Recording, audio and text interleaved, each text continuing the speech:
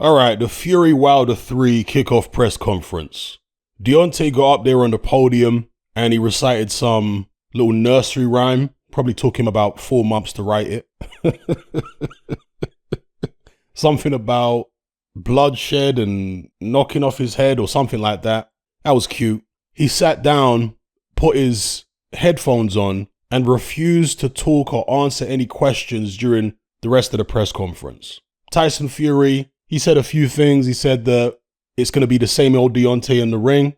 He was laughing about the fact that he bust Malik Scott's eardrums in sparring years ago, and he also bust Malik Scott's charge, Deontay Wilder's ear, in their previous fight. He talked about the fact that for their rematch, he only trained, I think he said 5 or 6 weeks for the fight. When I say trained, he said he only prepared for that particular strategy of going at Deontay Wilder for something like 5 or 6 weeks.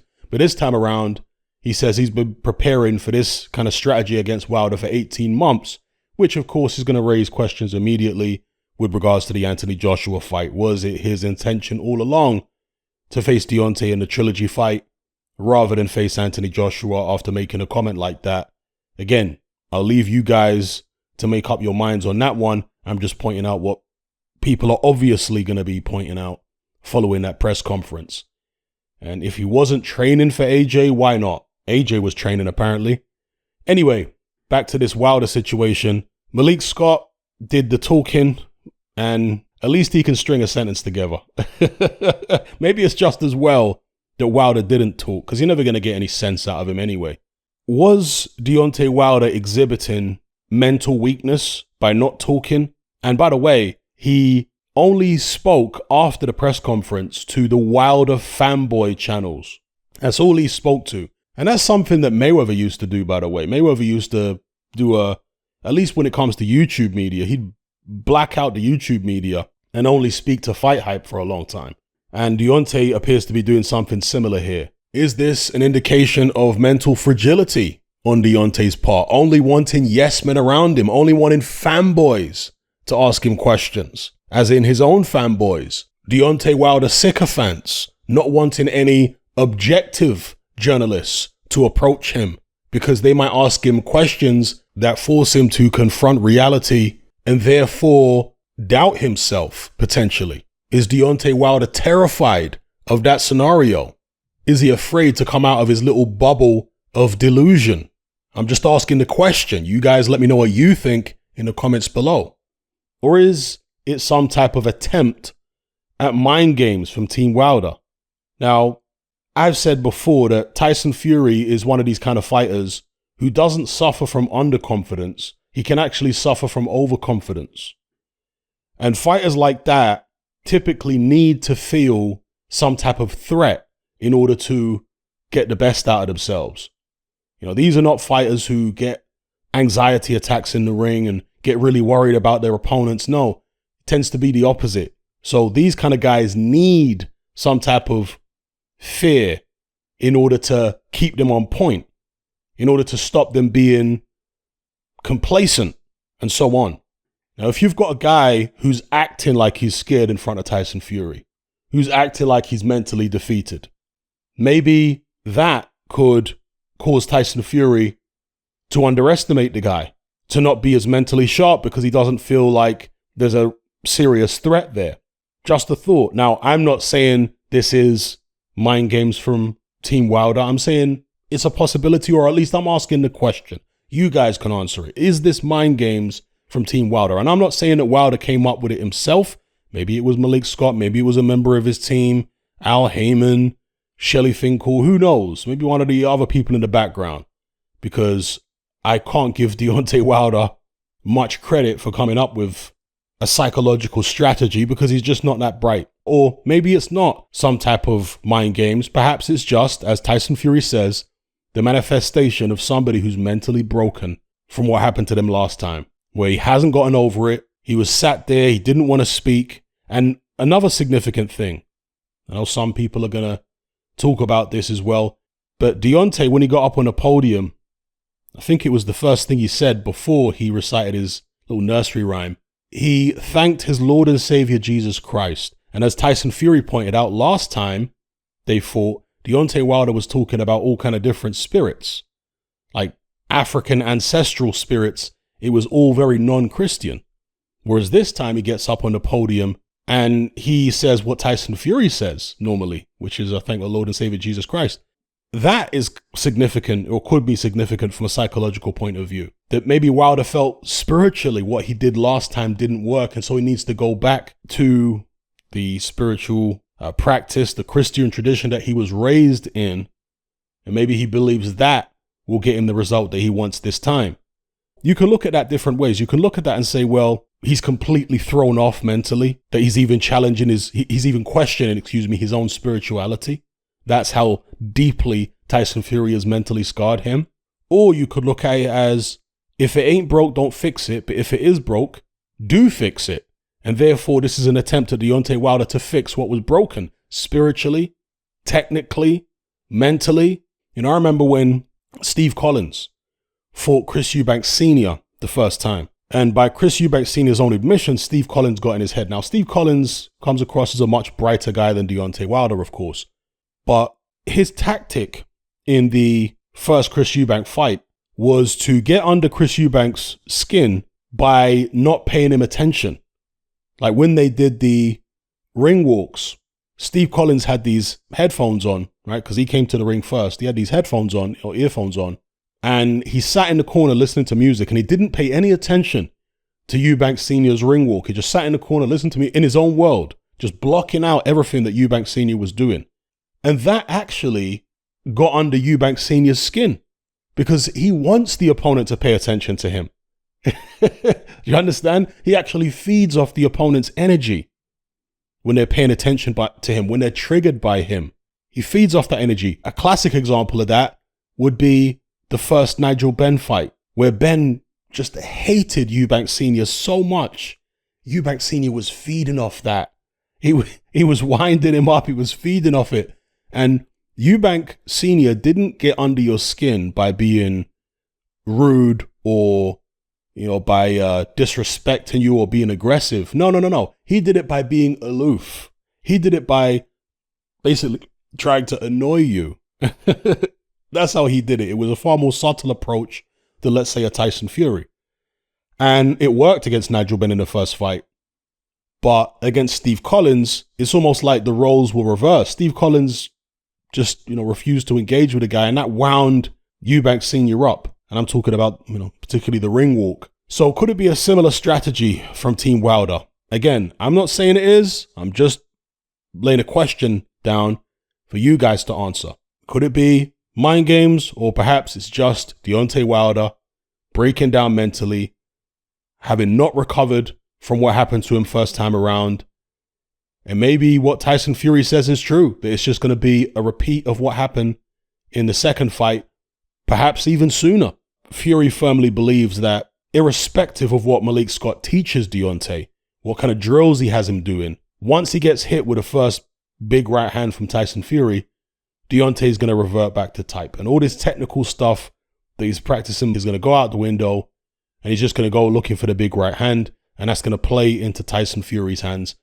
Because really, Fury's strategy was to keep Deontay at the end of his jab and push him back at the end of his jab. And whenever he saw Deontay cocking that right hand, Fury would just take a step back, the right hand would whiz by, and it was rinse and repeat. He literally exposed the fact that Deontay, at least against a fighter with Tyson Fury's ability, only has the one thing, which is a right hand. There's nothing else there. There's no left hook up top. There's nothing, or at least there wasn't last time. There was nothing else. So, Deontay is going to have to show a lot more wrinkles to his game this time around if he's going to avoid the same fate. It's just that simple. And there's going to need to be discipline there. Deontay, stubborn, as Tyson Fury said, as his own trainer Malik Scott said, he's very stubborn, but he's also very emotional. In fact, that's where a lot of the stubbornness comes from, is the fact that he's an emotional guy. And the main emotion that he exhibits, of course, is anger. He gets angry real quick. And Tyson Fury, of course, has exploited that fantastically to great effect. Twice now, but particularly in the second fight. And in fact, he got Deontay to get overconfident in that second fight. Or at least he, When I say he got him to be overconfident, he facilitated Deontay Wilder's overconfidence. So we'll have to see what happens this time, whether Team Wilder can turn the tables and facilitate Tyson Fury's overconfidence, or whether it's just a lost cause for Deontay Wilder.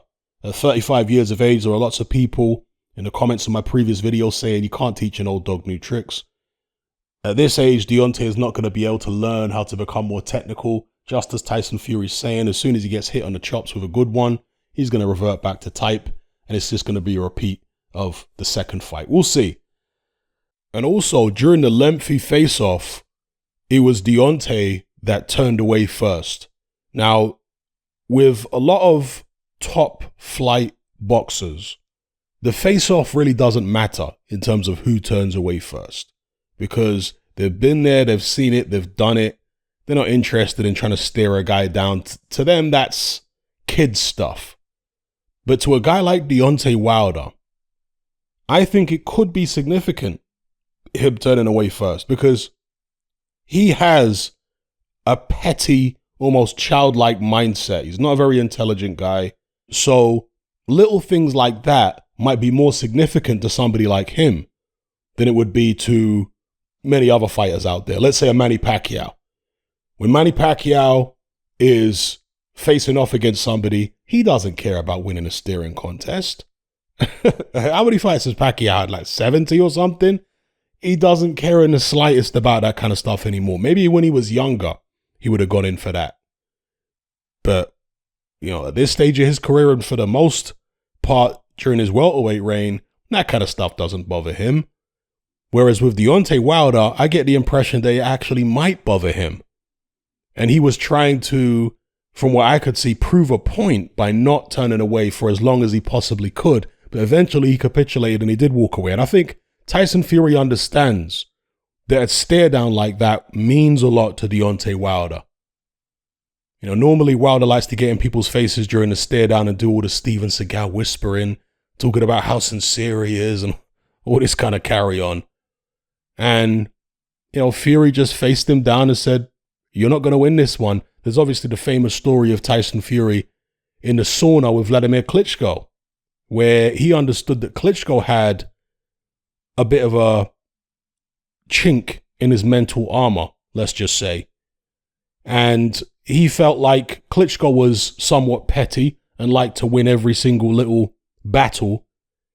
And therefore he beat Klitschko at staying in the sauna for the longest. And again, many people wouldn't read too much into that. Klitschko tried to play it down and say, "I don't even remember the incident." I actually think he did remember the incident. I actually think that having a guy like that, remember Tyson Fury at the time wasn't even a world title contender when he was in the Klitschko camp and he was staying longer in the sauna than Vladimir. You know, Vladimir, if you studied his career, if you followed his career, he was kind of a petty guy. He did have these mental chinks in his armor and relied so much on shenanigans that were going on behind the scenes and even on camera in the ring with regards to a lot of the fouling he would get away with. And this is all symptomatic of somebody who isn't the strongest mentally or wasn't at the time. That's why Vladimir used to do those things. So Tyson Fury picked up on all that, realized that Vladimir likes to try and dominate people. This is one of the reasons Vladimir would invite people to come spar with him, because he'd like to get a feel for what some of these young fighters are like mentally. He'd like to get them when they were green and beat up on them in sparring so that he'd have some kind of psychological hold over them when they eventually fight. But Tyson Fury, of course, didn't spar Vladimir Klitschko. And interestingly enough, I believe Bryant Jennings also didn't spar Vladimir Klitschko. Bryant Jennings had sparred so many people, but not Klitschko. And I think Bryant Jennings at the time said, this is what Vladimir likes to do. You know, he likes to bring you in when you're green, beat up on you, so that beating stays in your head and hopefully spooks you to such an extent that when you get in the ring with him for a pro fight, it plays on your mind and plays to his advantage. And also, he likes to get a look at you from a technical point of view, physical strength, just moving around in the ring with you, sparring with you, so he knows what to expect when he gets in the ring. He's one of these kind of people who doesn't like the unknown, Vladimir Klitschko. He likes to know. He likes to have as much assurance as possible before he ends up fighting you. You see? And Bram Jennings said he didn't want to give Vladimir Klitschko that comfort. So he deliberately turned down all opportunities to spar Vladimir Klitschko. And it's not like he beat Klitschko or anything, but he did a lot better than most people against Vladimir Klitschko. And he never came close to getting stopped in that fight. Obviously, the referee not allowing Klitschko to do his usual excessive holding and leaning helped Bram Jennings in that one as well. But nonetheless, it could be something similar here with Deontay Wilder, where Tyson Fury's picked up on something and wanted to stare him down until Deontay looked away in a kind of Mike Tyson fashion, where Mike Tyson would say, even when the guy just looks away for a second, I know I've got him. Yeah, you might know you've got him against certain people. If you're up against a seasoned vet who's always been mentally strong, not a Klitschko, a guy who's operated within his comfort zone for so long, but, a more mentally robust guy than that, they're not really too worried about you winning the stare down. That doesn't bother them. Does it bother Deontay Wilder? You let me know what you guys think in the comments below. Is this something that will be water off a duck's back to him? If so, then why did he try so long to win the stare down if it doesn't mean anything to him? Let me know what you think about that. I'm looking forward to this, particularly the undercard. It's not the fight that we wanted to see. Ideally, would prefer to see the undisputed fight. But at the same time, I wasn't completely against a Fury-Wilder trilogy fight, but just not immediately. I'd rather see them fight different people first. In this instance, they haven't fought different people first, but there's at least been some time between the second and third fights, right? Over a year. So, that is a slight consolation. But the card overall is shaping up to be very, very interesting indeed, because apparently it's going to be all heavyweights. So let me know how you guys feel about that. You're going to have Jared Anderson on there, who's a great heavyweight prospect. You're going to have Robert Helenius versus Cal Naki. Apparently they're looking at Efe Ajagba versus Frank Sanchez, which I'm really looking forward to. Hopefully they can add some more heavyweight scraps on there. Seems fantastic. It's a throwback to the days of Don King, for example, in the 1990s when he was putting on so many heavyweight cards. I used to love Don King's heavyweight cards. As much of a scumbag as Don King was, and no doubt still is, he put on some great cards. And the same with Bob Arum. He's a complete and utter scumbag, Bob Arum. And lately he's been taking his level of scumbaggery up a notch, which I barely believed possible. But this card is shaping up to be a good one. So, as much as a scumbag as somebody may be, if they're putting on a good show, I'm not going to sit here and pretend like it isn't a good show. I'm going to tell you it's good. So, scumbag or not. So anyway, let me know how you guys feel about this in the comments below. The Tyson Fury, Deontay Wilder trilogy press conference, what did you take from it? Did you think it was just Deontay breaking down mentally?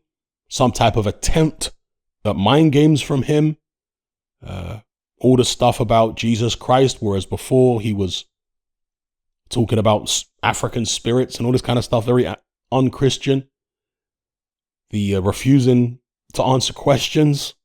Is that strategy, or is it just a sign of weakness that he doesn't want to let Tyson Fury's energy in? Or maybe, as Bob Arum said, Deontay feels like he wants to save his energy, preserve his energy. Maybe it's that kind of psychological approach. Maybe it's not about trying to get under Tyson Fury's skin. Maybe it's about just trying to preserve his own energy and his own focus and not get caught up in Tyson Fury's world where Fury is frustrating him and all this kind of business. Because in a verbal altercation, in a verbal exchange, Tyson Fury is always going to come out on top against the vast majority of fighters, but certainly against Deontay Wilder, who, he can barely string a sentence together. This guy is a hick. Okay, that's just what it is. People laugh and, say I'm taking the mick out of Deontay Wilder or whatever when I say these kind of things. Well, I am to some degree, but it's also true. He is a hick. He is an uncouth, unsophisticated country bumpkin. That's what Wilder is. It's not like I'm saying something that isn't evidently true. That's just what he is. Anyway, let me know what you guys think in the comments below about everything I covered in this video. hopefully we get a good fight out of this trilogy, irrespective of who wins, whether it's Deontay going against the odds and managing to pull off the upset, or whether it's Tyson Fury winning again. Hopefully we get a more competitive fight than the second time around, because as entertaining as it was, and as surprising as it was to me to see Tyson Fury winning in such dominant fashion and stopping Deontay like that, the third fight will, from an entertainment perspective, be worthwhile if it turns out to be better than the second fight. I don't want to see a repeat of the second, personally, just from an entertainment perspective. I don't want to see a repeat of the second fight. I do want to see something more competitive than that, irrespective of who wins. I'm out. Come and join me on Patreon and access my weekly no-holds-barred, censorship-free podcast where we lift the lid on a wide range of controversial topics. It's not mainstream friendly, it's not politically correct, but that's the whole point. We dare to stand as a beacon of reason against an army of insanity. Just head on over to my Patreon page and select the tier called Hatman Hot Topics. You'll gain access to a minimum of 2 hours of exclusive content every single week, including podcasts, videos, interviews, live stream Q&A sessions, as well as my popular Confessions of a Nightclub Bouncer series. Not to mention a vast back catalog of hundreds of hours of previous episodes. You can listen via the Patreon app with the option to download in high quality MP3. We've also got a Discord server where you can come and chat and hang out with myself and other members. There's no contract, no commitment, and you can cancel at any time. So come and join our community of free and critical thinkers by signing up with me here on Patreon today.